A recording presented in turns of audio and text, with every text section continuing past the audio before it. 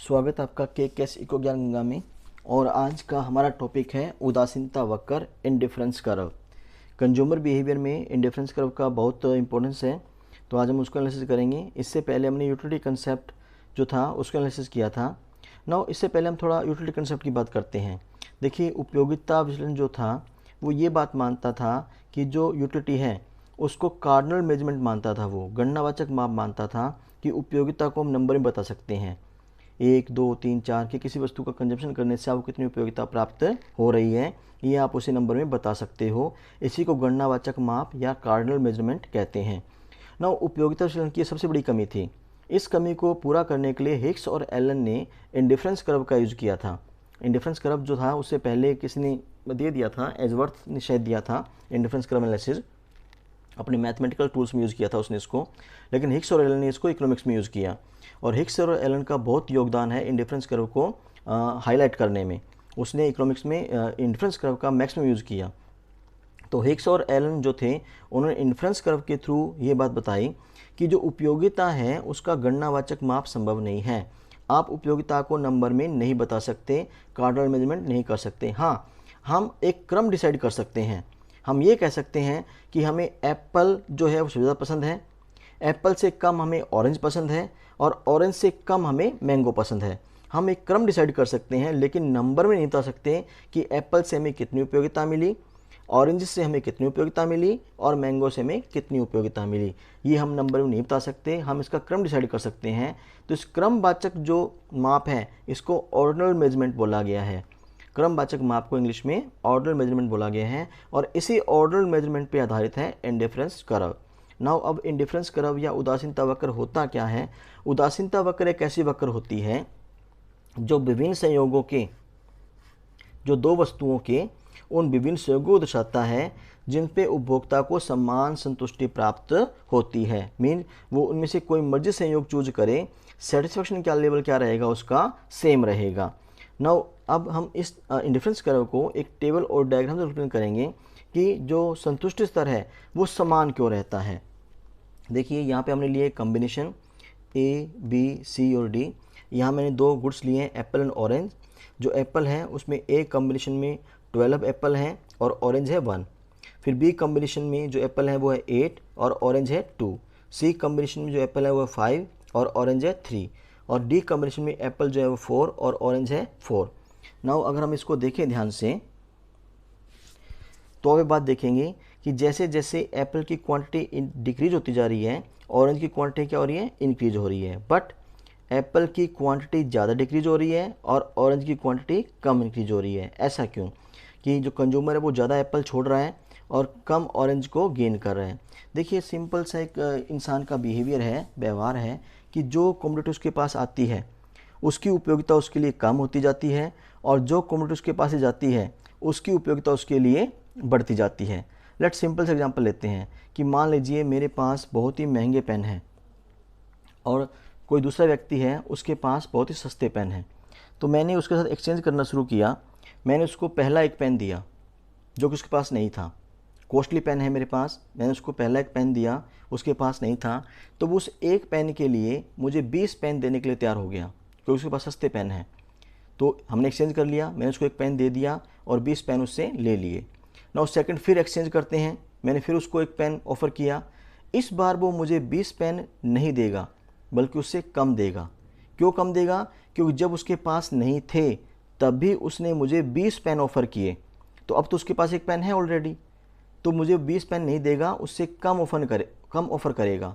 Late वो मुझे मान लो ऑफ़र करता है 16 पेन। मैंने फिर एक्सचेंज कर लिया, एक पेन उसको दे दिया और उसे 16 पेन ले लिए। थर्ड बार फिर मैं उसको एक्सचेंज करने के लिए ऑफ़र करता हूँ, तो इस बार वो मुझे 16 पेन ऑफ़र नहीं करेगा क्योंकि अब उसके पास 2 पेन ऑलरेडी हो चुके हैं। तो वो क्या करेगा, उससे भी कम करेगा। तो इसलिए जो वस्तु हमारे पास आती है उसकी उपयोगिता हमारे पास कम होती जाती है, और जो वस्तु हमारे पास से जाएगी उसकी उपयोगिता हमारे लिए क्या होगी, बढ़ती जाएगी। लेकिन ये बात ध्यान रखने योग्य है कि ये जो नियम है वो ज्वेलरी पर, डायमंड पर, गोल्ड पर अप्लाई नहीं करता। जो सालाना वस्तुएं उन पे ही ये नियम लागू होता है। तो यहाँ पे सेम यही बात है कि देखिए, फर्स्ट कॉम्बिनेशन में एप्पल उसने 12 लिए हैं, ऑरेंज 1 लिए हैं। नाउ सेकंड कॉम्बिनेशन आया तो उसने एप्पल की 4 क्वांटिटी छोड़ दी और ऑरेंज की एक क्वांटिटी इंक्रीज कर दी।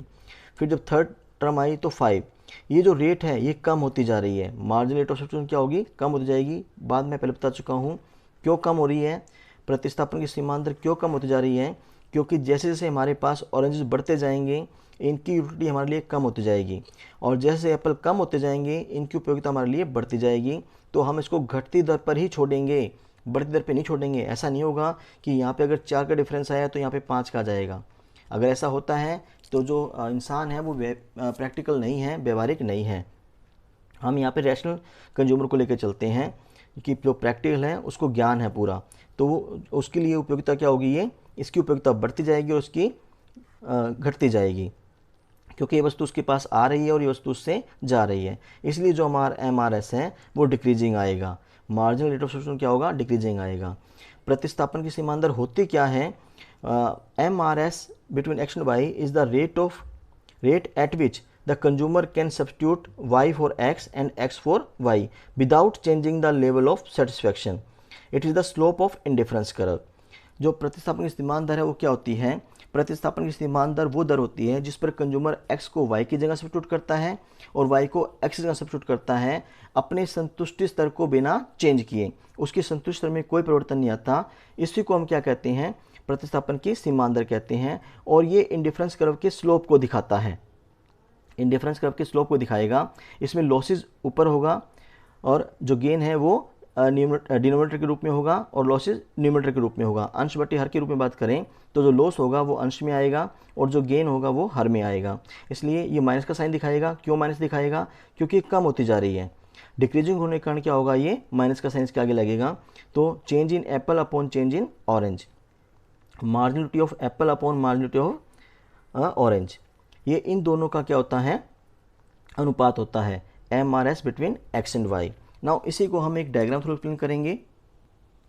नाउ डायग्राम एक्सप्लेन करने से पहले हम इसकी कुछ मान्यताएं हैं वो कर लेते हैं। हमने ये माना है कि कंज्यूमर क्या है, रैशनल है, ऑर्डिनल यूटिलिटी है, क्रमवाचक उपयोगिता है, डिमिनिशिंग MRS है, घटती सीमांत प्रतिस्थापन की दर है। नॉन सैटिस्फी जो उपभोक्ता है वो कभी पूर्ण संतुष्टि को प्राप्त नहीं करता, वो हमेशा अपूर्ण संतुष्टि ही रहता है, क्योंकि उसे जब ज़्यादा वस्तुएं मिलेंगी तो वो ज़्यादा पसंद करेगा, कम को पसंद नहीं करेगा। इसलिए हम जो कहते हैं कि उपभोक्ता जो कभी संतुष्ट नहीं होता वो हमेशा अपूर्ण संतुष्ट रहता है। कंसिस्टेंसी तर्क संगत, हम ये बात मानते हैं कि अगर उपभोक्ता के लिए ए कॉम्बिनेशन ज़्यादा पसंद करता है वो बी से, और बी को ज़्यादा पसंद करता है ए को ज़्यादा पसंद करता है बी से, तो वो किसी भी कंडीशन में बी को ज़्यादा पसंद नहीं करेगा ए से। मीन्स उसका जो रिजल्ट है वो हमेशा क्या रहेगा, कंसिस्टेंट रहेगा। ट्रांजिटिविटी सकमक प्राथमिकता, अगर वो x को ज़्यादा पसंद करता है y से और y को ज़्यादा पसंद करता है c से और c को ज़्यादा पसंद करता है z से, तो जो x है वो हमेशा ही उसके लिए प्रेफर्ड रहेगा किससे, z से। मतलब अगर x और z में से उसको चुनाव करना पड़े तो वो हमेशा x का ही चुनाव करेगा, z का चुनाव नहीं करेगा, क्योंकि वो x को पहले ही प्राथमिकता दे चुका है। किसकी तुलना में, y की तुलना में और c की तुलना में और z की तुलना में। तो वो x को ही क्या करेगा, पसंद करेगा। नाउ अब टेबल को हमने एक डायग्राम थ्रू एक्सप्लेन किया है। OY पे हमने एप्पल लिए हैं और O एक्सिस पे हमने ऑरेंज लिए हैं। जो OY है उस पर हमने एप्पल को नोट किया है। तो जो ए कॉम्बिनेशन है हमारा उस पर देखिए जो एप्पल है वो 12 है और जो ऑरेंज है वो क्या है, 1 यूनिट है। बी कॉम्बिनेशन पे जो एप्पल है वो 8 है और ऑरेंज क्या है, 2 है। इस प्रकार से इन पॉइंट को मिलाकर इंडिफरेंस कर्व बनाया गया है। ब्रैकेट में मैंने 100 जो है वो दिखाया है, पूर्ण जो संतुष्टि स्तर है उसको दिखाया है। हालांकि हम इस प्रकार शो नहीं कर सकते, लेकिन समझने के लिए हमने इसको बनाया है कि जो शो है वो क्या है, उपभोक्ता की संतुष्टि को दिखा रहा है कि चाहे वो पॉइंट ए पे रहे, बी पर रहे, सी पर रहे, डी पर रहे, उसका संतुष्टि स्तर क्या रहेगा, समान रहेगा। ना बराबर क्यों रहेगा, देखिए जब वो ए से बी पर आता है तो उसने कुछ यूनिट छोड़ दी किसकी, एप्पल की, तो उसकी उपयोगिता में क्या हुई, हानि हुई। और कुछ यूनिट प्राप्त कर ली किसकी, ऑरेंज की, तो उपयोगिता को क्या मिला, गेन मिला। ये जो लॉस और जो गेन है वो एक दूसरे को कट ऑफ कर देंगे और संतुष्टि का स्तर क्या रह जाएगा, समान रह जाएगा। इसलिए बात कही गई है कि उदासीनता वक्र एक ऐसा वक्र होता है जो दो वस्तुओं के उन विभिन्न संयोगों को दर्शाता है जिन पर उपभोक्ता को समान संतुष्टि मिलती है। मीन्स वो इंडिफरेंट रहेगा कि इनमें से कोई मर्जी कॉम्बिनेशन जो वो चूज करे, सेटिस्फेक्शन लेवल क्या रहेगा, सेम रहेगा। Thank you.